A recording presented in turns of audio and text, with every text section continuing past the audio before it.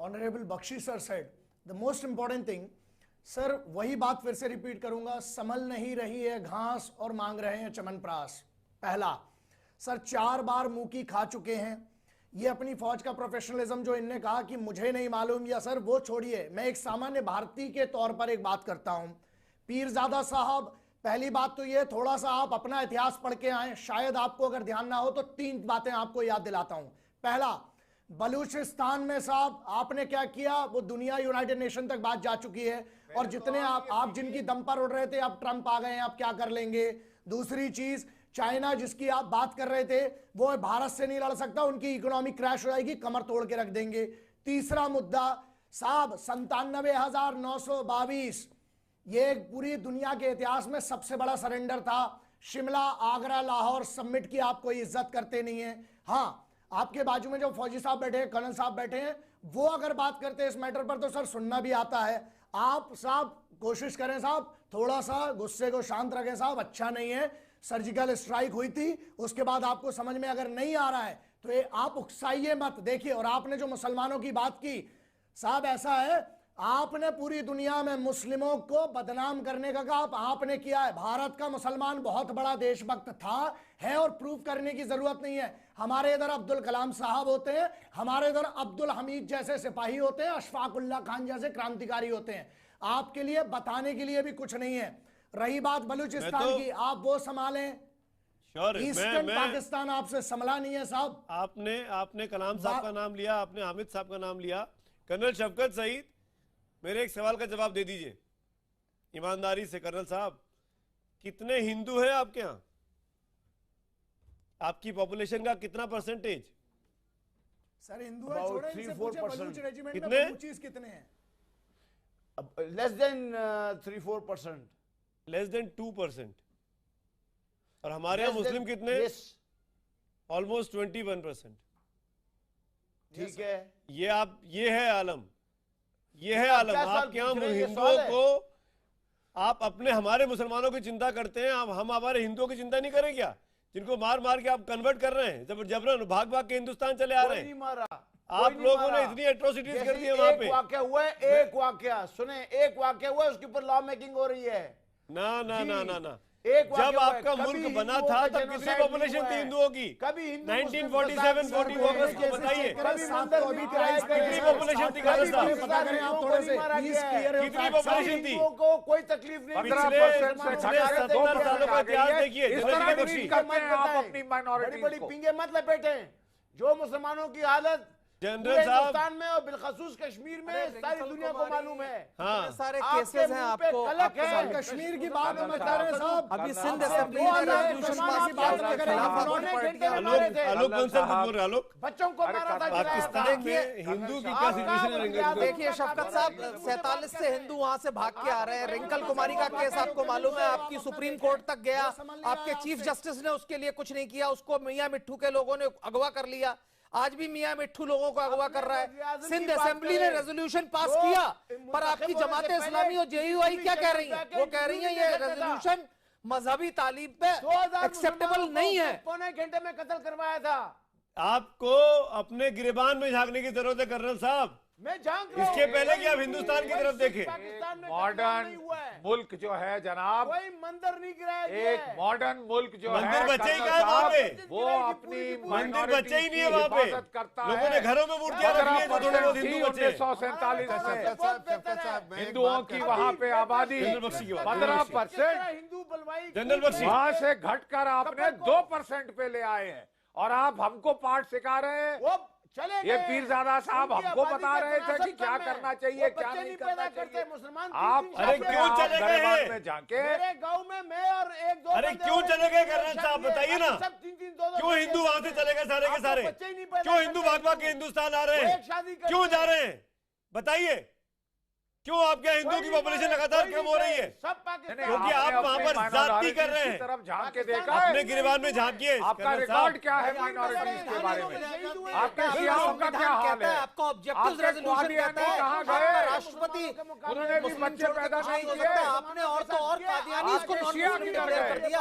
आप आज अपने चीफ ऑफ आर्मी स्टाफ को कह रहे हैं उससे पहले आपके पाकिस्तान ने जो एक नोबेल लॉरिएट प्रोड्यूस किया है उसके अवशेष आज तक आपके देश में वापस नहीं आ सकते।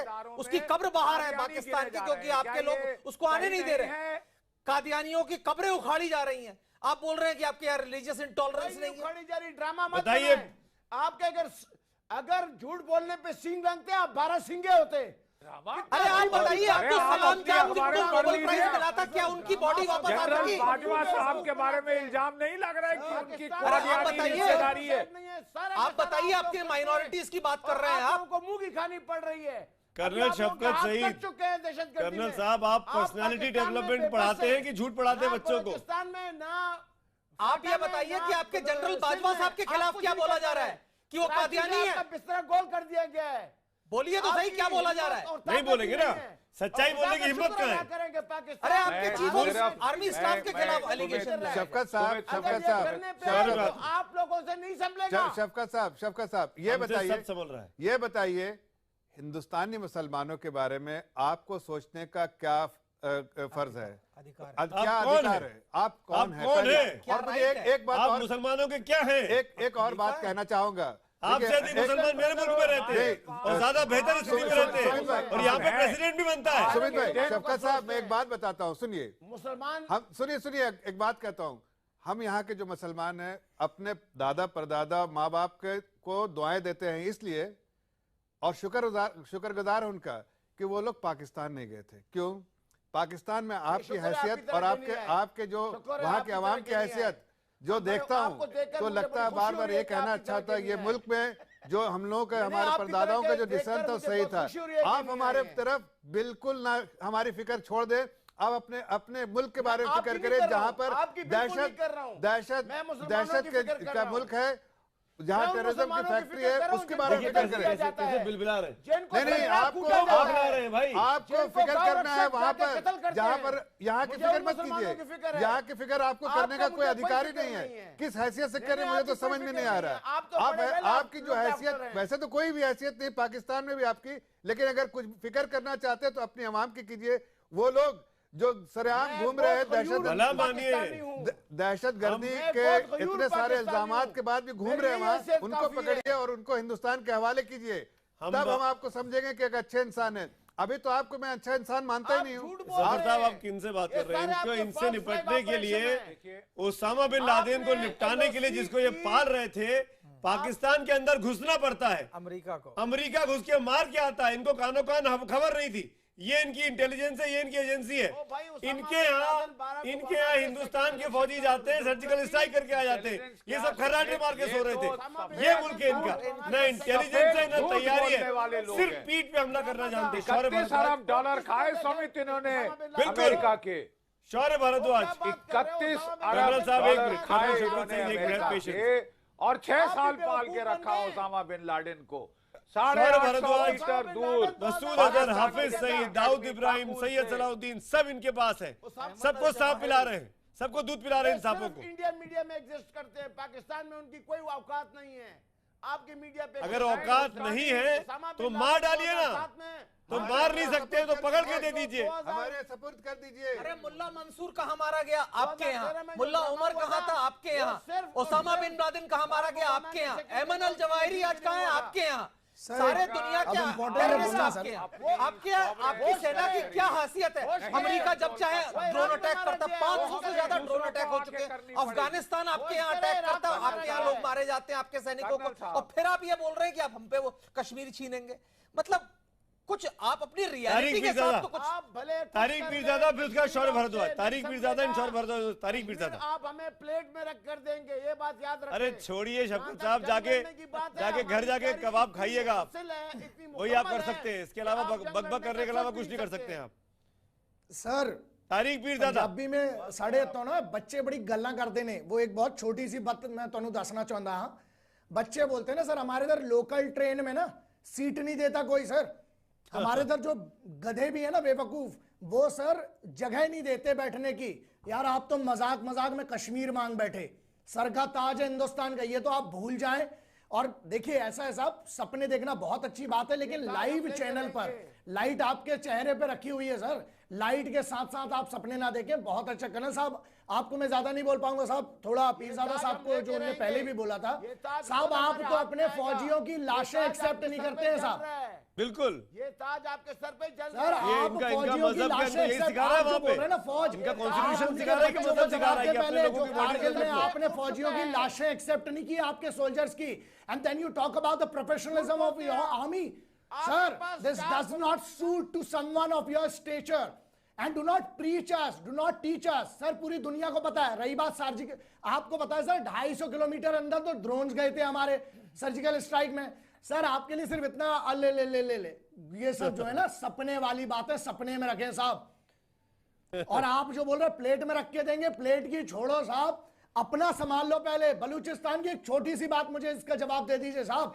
आपका सबसे बड़ा पीरजादा साहब जवाब दीजिए। हाथ को हमने उधर काट दिया। सर सुनिए पहले साहब, सबसे बड़ा शफकत सईद, शफकत सईद है पेशेंट।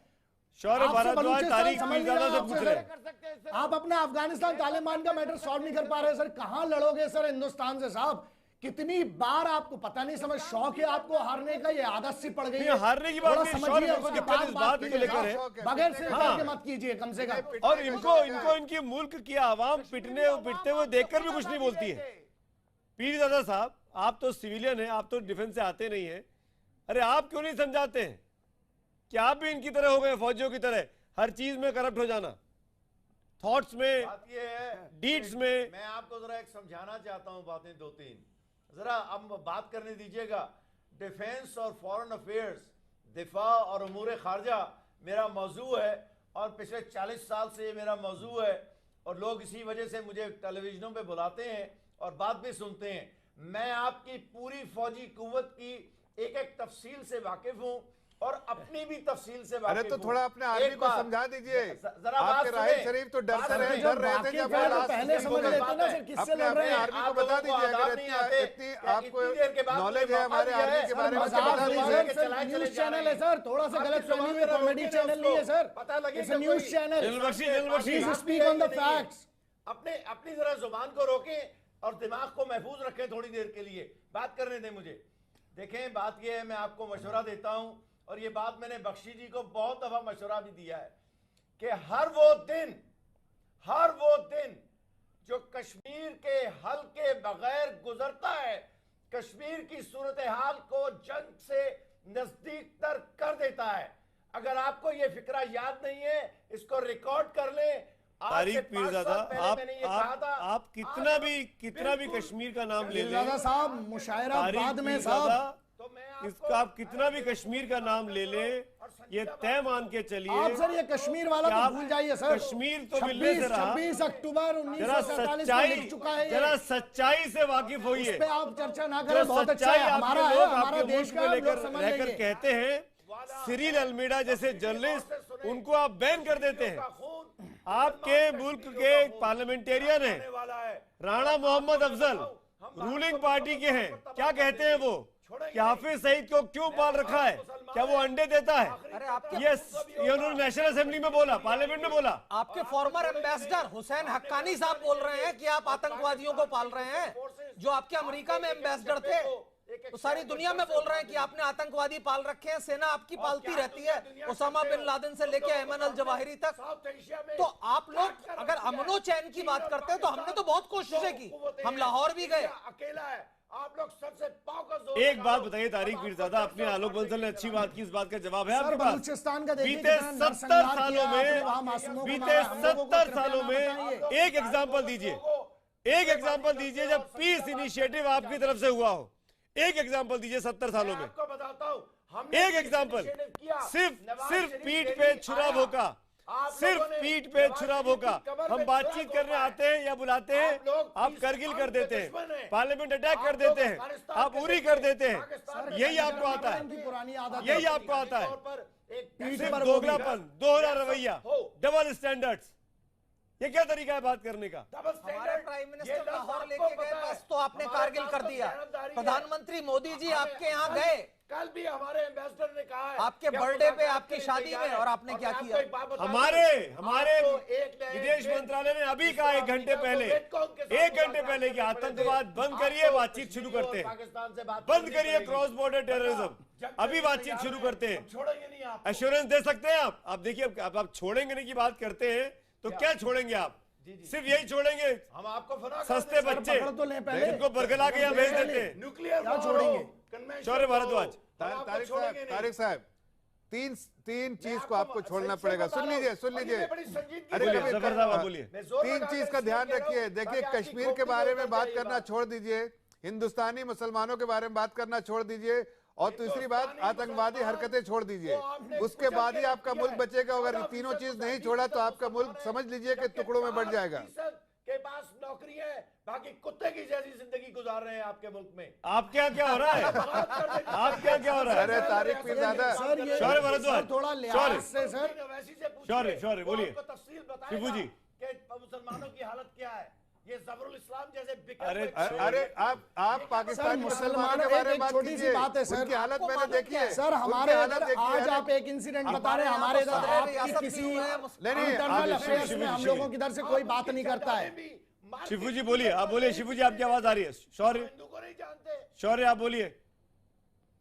सर पहली बात तो ये है कि इनसे खुद का नहीं संभल रहा है। बहुत 2-3 बेसिक से क्वेश्चन है। इनका जो बलूचिस्तान है सर, 13 मिलियन लोगों में से लाखों तो इन लोगों ने उसका कत्लेआम कर रखा है, पहली चीज। दूसरा, सबसे बड़ा प्रोविंस है इनका, उसके बाद भी सबसे कम डेवलप्ड है। इनके पास नेचुरल रिसोर्सेज हैं, इन लोग उसको तो कर नहीं पा रहे हैं। अब आते हैं कश्मीर की। कश्मीर की बात मत कीजिए। 26 अक्टूबर 1947 को हमारे लिए लिख चुका है, और ये आप जरा चेक कर लीजिए अपने फैक्ट साहब। दूसरी बात, आप प्रोफेशनलिज्म, आप आर्मी की तरफ से बात ना करें। आर्मी पहले भी बोला था 97,000 से ज्यादा लोग सरेंडर करवा चुकी है हमारी फौज। आपके 71 में आपका हाल ये है कि एक दहशतगर्द हमला करता है ये या कोई और हमला करता है, 4 दिन लगते हैं आपको उसको खत्म करने में। आप क्या करते हैं? आप क्या करते हैं?